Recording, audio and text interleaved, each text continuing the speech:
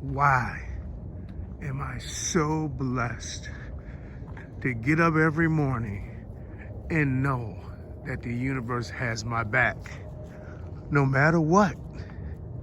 Because my goals, my dreams, and my aspirations are rooted in the knowledge that as I become better, I'm going to do better. And as I do better, I'm going to serve more.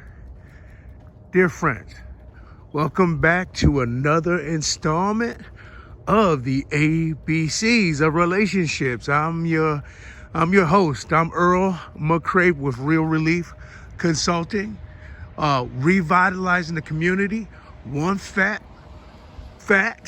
professional at a time. You know, guys, maybe I'll share some of my fat photos with you guys.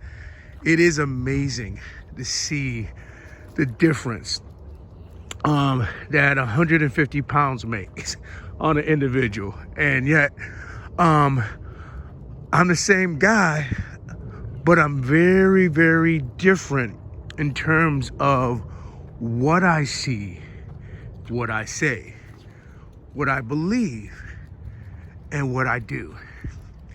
And so one of the key things that I bring in when I'm working with our students in our academy is really helping them change their self-identity. And in changing the self-identity, you become a new person. In the Bible, it talks about becoming a new creature in Christ. And in very much the same matter, when you become a new individual, your behavior and your habits change. And as a result, your results change as well. So let me share a little bit about what we want to focus on today, because we are up to the letter H. And I want to talk about this difference between hearing somebody and feeling somebody. Hearing someone and feeling someone. So the whole art of active listening is not only do you hear the words that a person is saying, you're able to pick up on the frequency and the energy that other person is emitting as they are engaged in a conversation. And so I want to go beyond semantics. When you're just listening to someone, that involves one sense. That's your hearing. But when you're feeling someone, that's multi-senses happening at once. You're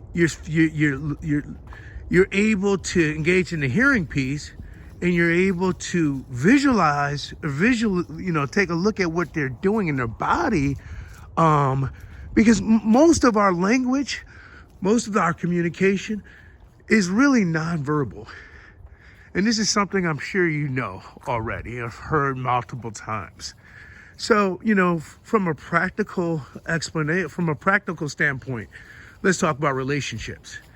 When things have to get done and relationships have to either be restored or be advanced, probably the least effective way of doing it is through written communication.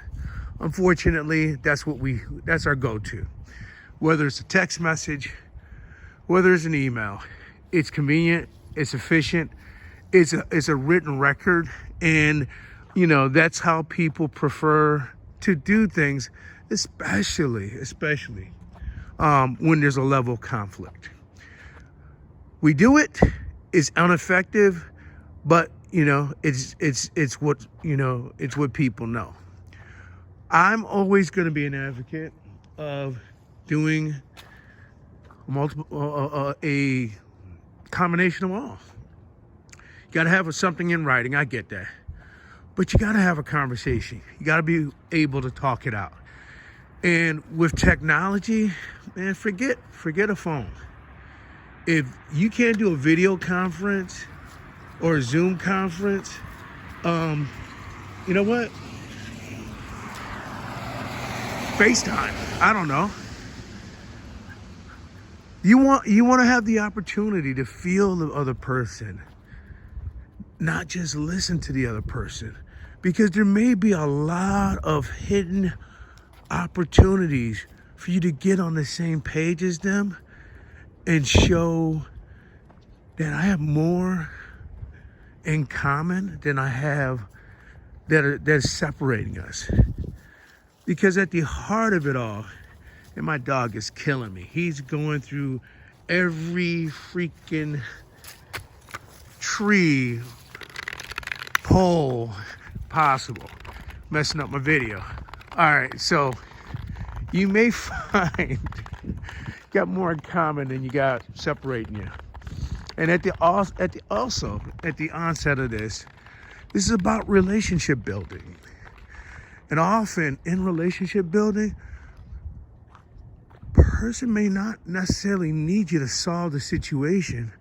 They just need their thoughts and their feelings and their wishes to be heard and validated.